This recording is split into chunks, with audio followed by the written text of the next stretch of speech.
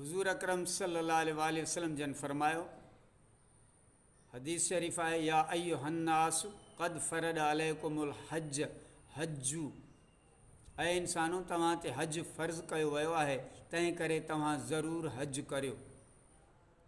मुस्लिम शरीफ़ जी हदीस आहे। हज़रत अबू हुरैरा रज़ियल्लाहु ताला अन्हु फरमाइनि था त मां रसूल अकरम सल्लल्लाहु अलैहि वसल्लम खां ॿुधो, यक़ूलु मन हज फ़लम यरफ़स वलम यफ़सुक रजा मिन ज़ुनूबिही कयौमिन वलदतहु उम्मुहु।